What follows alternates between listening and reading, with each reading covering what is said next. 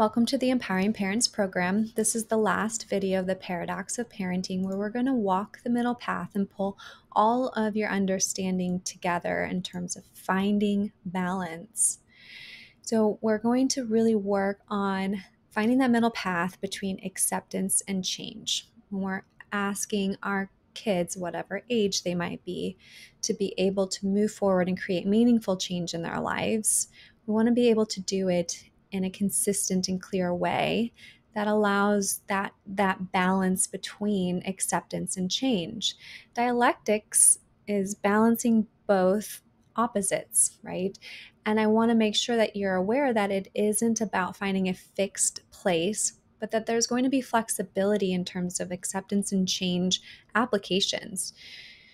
So I want you to recall that authoritative parenting is both demonstrating reason, support, love, and respect, which is that validating, or which is that acceptance side, while also having high demands for mature behavior, which is the change side.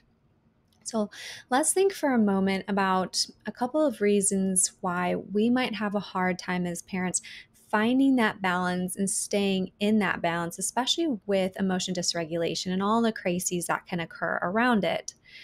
And one technique, I will say, or strategy of a lot of parents is to rely on avoidance as a way to try to cope with the pervasive dysregulation. However, it keeps us really stuck between these different states and keeps you more vulnerable to going back into your emotion mind or throwing yourself from too loose to too strict, or fostering dependence into forcing independence, right? Where we're swinging from one extreme to the next. So let's take kind of a concrete example and figure out a way that avoidance can work and how we want to kind of correct that avoidance or change it.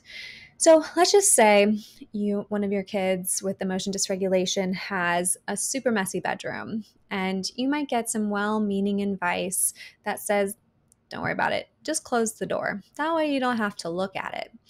And if you think about it and you pause into that, it works. For a moment at least, you close the door, you experience relief because you don't have to experience that mess anymore. That is negative reinforcement. You are likely to continue to close the door. The problem with this is avoidance is only short term. You can't completely avoid these issues. At some point, that issue will continue to spill over in ways that you cannot avoid it anymore. And that will create a vulnerability to you. And that irritation can build over time, making you more sensitive or more vulnerable to that emotion mind anger response, rather than addressing it at a time where you are less vulnerable. And I get it. When you've got a kid with a lot of dysregulated behaviors, that maybe that choosing the battles mentality kind of fits in here, that you're not in a place where you can address the messy room. What I want you to think about and pause is that there is a middle path option here. You can attend to the mess, pick your battles, and avoid blowups. And I think that probably sounds too good to be true. So instead of getting irritated and then closing the door, which again gives that relief, I want you to practice building your window of acceptance. So we're going to build our tolerance and build our practice of acceptance up. So let's think about what that actually looks like. It looks like noticing the irritation in your body. Remember, we talked a lot about that dipping experience and that dipping practice of mindfulness. So what does irritation feel like in your body at that point? Do you feel muscles tightening? Does your breathing change? Do you even feel a temperature change or shift? Feel kind of sweaty or sticky? Instead of choosing for that quick relief, I want you to follow this practice. I want you to notice the irritation in your body. Don't try to change it. Just try to hold it, observe it, and take a mindful breath. You don't have to change your breathing, but I want you to bring your awareness to the actual sensations of breathing. Notice that tension in your body Notice how you're holding your posture. Notice if you've closed off your posture, like if your arms are crossed, fists clenched, body is tight, and try to slowly and comfortably open yourself up, reducing the tension in your arms. And then move to practice what we call a willing posture, a relaxed shoulders, open palms, relaxed and turned upward. And we're going to practice also the half smile, where you relax any tension from your forehead down to your collarbone. Just trying to notice that that tension is kind of flowing down and out. Relaxing your jaw, opening your mouth just slightly so that there's space between your teeth. And then just ever so slightly turning the corners of your lips upward, kind of thinking about it as a Mona Lisa smile. And then taking another mindful breath. Noticing that irritation in your body settling. Noticing as it rises and falls as you look at the messy room. What we're doing is practicing getting your body to practice acceptance and allow it to move through the irritation with more ease instead of being able to accumulate it. And I want you to practice these steps with a situation that causes you irritation with one of your young kids' behaviors. So really picturing yourself standing in that doorway, looking at the messy room with that relaxed posture and that breathing and recognizing how that irritation feels in your body, and only closing the door once the irritation settles. It's important. We don't want the closing the door to give the relief. You want to build the skills in to get the relief. What often happens when we are closing the door to our problems is that we aren't moving through that stress cycle and completing that stress cycle, which actually keeps us in a vulnerable space to our emotion mind. And what do we know about emotion mind is that we cannot effectively parent. We're going to find ourselves reactive and less likely to be able to engage in a wise mind parenting response. And again, if cleanliness isn't the priority right now, then we can't really address the issue today unless it starts crossing certain lines to which you then decide, I'm going to be addressing this. So let's look at wise mind, because at times that how we address different behaviors and issues with our young person, it's going to be a little bit of a moving target. And that's where we rely a lot on wise mind is, okay, so this is an important target. Is it effective for me to communicate the change, talk and communicate about changing this behavior right now? And I want you to think about capability for a moment. Is your young person capable at this time, on this particular day, and in this exact moment to create the change that you want them and are asking them to change? Emotion dysregulation knocks off that analytical part of our brain, making it very difficult to access skills. So what can be confusing to a lot of people on the outside is that they can access skills in one moment and not be able to access them in another moment. And that's that capability piece. Are they actually capable of making this change right now? So if they're in the middle of a crisis and they respond with, I can't do that, they may be very accurate. They may not be able to access that skill right now, even if they've been able to demonstrate it before. I don't believe any human is that consistent in their capabilities, and that is what they are hopefully addressing in DBT and other treatment programs.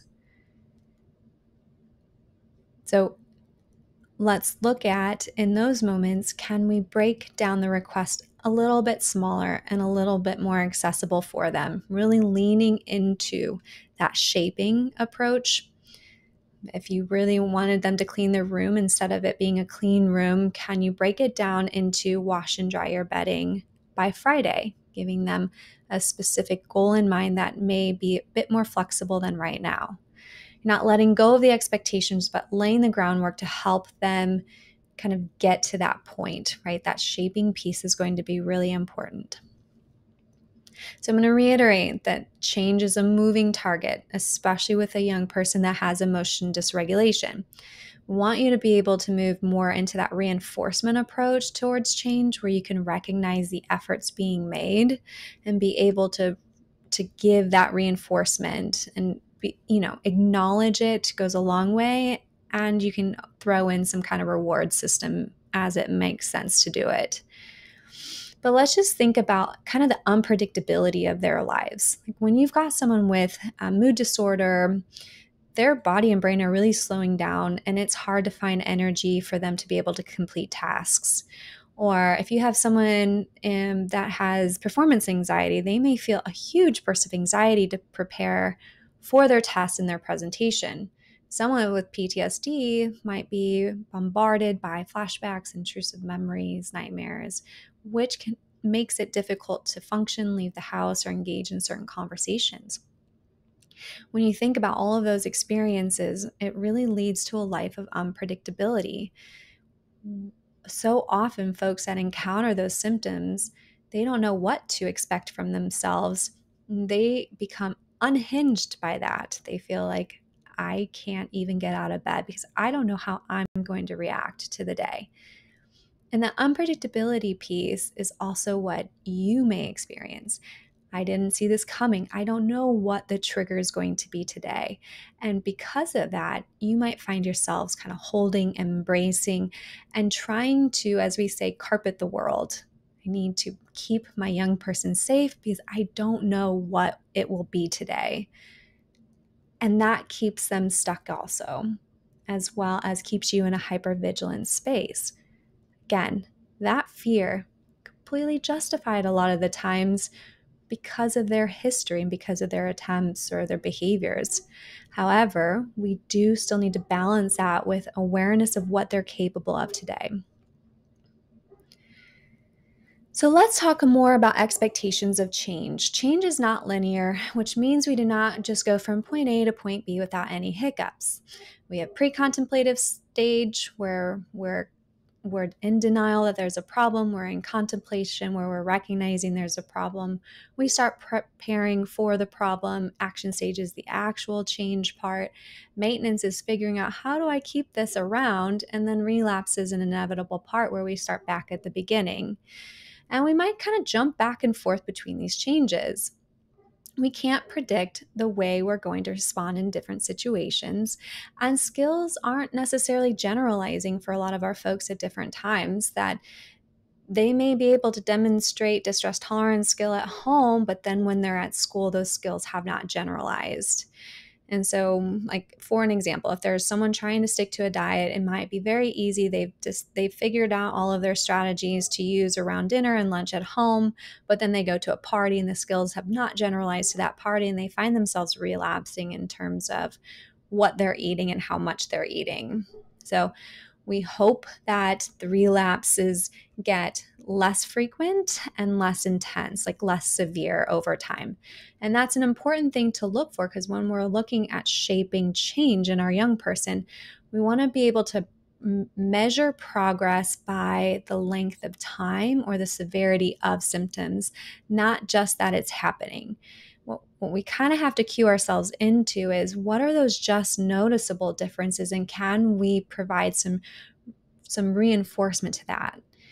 It is really easy as parents to feel discouraged by relapse and to feel frustrated by it and scared again by it. Maybe you were just feeling more secure in their progress. And so we want to keep an eye out for any of those emotion mind responses. Maybe there's some catastrophizing or some generalizing thoughts like, oh, they're always going to be this way, or they'll never function as a normal adult. So we have to look at progress in a different way with emotion dysregulation. Again, as I've mentioned, we're not turning a blind eye to the dysfunctionality. We're just looking at blending non-judgmental stance, shaping dialectics, validation, while also asking for change in a gentle and respectful way. So what we can say, for example, is, I noticed that you haven't self-harmed in a month and you cut yesterday. The cutting was less than normal. What helped you not cut as much? So we're validating and praising the skills used and shaping the effective behavior by asking it in that way, while also asking, and what can you do to avoid this from happening again? Asking for change, holding that line for mature behavior. It's both and. Another example might be, I noticed that you went over your budgeted amount this month, and that money did not go to your bills. Non-judgmental stance. What causes relapse? Dialectics. It's difficult to stick to a budget and prioritize bills, especially when you're feeling depressed. Validation. Is there anything you can plan for the next time you're in a depressed episode? Asking for change. So this helps you get unstuck from that lecturing or that talking in circles part and things hopefully from escalating. It also can really lend itself to helping your kid feel like you've got their best interest in mind and that you're coming from a caring and respectful place while still holding the line for mature behavior. So overall, let's look at how are we balancing setting those rules and limits in terms of flexibility with that middle path. Are you finding yourself still stuck? If so, kind of looking at, well, what is the threat of moving out of one of these spaces? Why do I feel like I can't move more towards the synthesis of these two states or these two opposites? One thing I'd like to pause and mention is that when families are in such states of crises, they often become very overwhelmed. And we've talked a lot about it in the webcasts about, taking care of yourself, using self-care activities, and making sure you still have things for you. Because you can become very easily burned out. How could you not? This is a lot of stress for any one person. However, the impact of the burnout means that sometimes they start pulling away from the positive and shared activities together with their young person. And then what ends up happening is that they become crisis oriented. Because they're so stressed and they need time to recover, they're pulling back and then only kind of connecting during the crisis. And this weakens the relationship significantly. It creates a strain in the relationship to only become crisis oriented as a family. So yes, those ineffective behaviors probably cloud those positive experiences. There's genuine barriers to being able to still engage in positive events together. And we still need those positive events to start to try to balance out some of that crises that is occurring. So I want you to pause, and something we haven't talked about is compassion. Compassion and loving kindness is an important strategy to help us remain resilient and connected, especially throughout crises. So I want you to pause and think about your young person for a moment, kind of bring them to mind. And I want you to just notice if you feel anything in your body as you bring them up. Sometimes we can have some anxiety, sometimes we can have some love, sometimes we can have some sadness, or a combination of different feelings. And I just want you to hold those and validate that that has a place for you during this time of your life with your young person. But I want you to practice sending them loving kindness and practice visualizing them receiving these wishes, even though you're not going to communicate them directly to them. This is going to be an internal practice. So holding your young person in mind, I want you to silently recite to yourself, may they be happy. May they be healthy. May they feel safe. And may they feel inner peace and ease. And I want you to recognize what changes in your body when you use loving kindness. And taking some mindful breaths, I want you to then shift your focus to you. Practice picturing yourself and notice what emotions might come up and just gently holding those and silently reciting to yourself, picturing yourself receiving each of these wishes. May I be happy. May I be healthy. May I feel safe. May I have inner peace and ease. And again, noticing what changes in your body. And bringing your awareness to your breathing. And just take a couple more mindful breaths. This is a practice that you can use when you're feeling disconnected, both from yourself and from your young person, and are having a really tough time feeling compassion towards either, and in that kind of space of burnout. And then coming back to kind of an overall synopsis of what you've learned so far. You've built a lot of skills and a lot of strategies to help you balance and walk the middle path between acceptance and change. And on your handout, you will find the list of acceptance strategies. We have that dialectical thinking where it isn't an either or, but a both and. Or we're using our wise mind in acceptance of that balance between our reason and our emotion. Non-judgmental stance where we drop the judgments. Validation where we can say the thoughts, the feelings, and the actions, they make sense. And there's parts of them that make sense. Using our loving kindness or other compassion exercises. Using our breathing strategies, half smile and willing posture to practice that state of acceptance. And dipping, which is that mindfulness of current emotion to help us really move through each of the stress cycles that we encounter. Kind of moving through those different strategies to help you implement acceptance work. And then the opposite, what are our change strategies? How do we practice shaping those behaviors, looking at those just noticeable differences so we can reinforce over and over and over again what the behaviors are that we want to continue to see?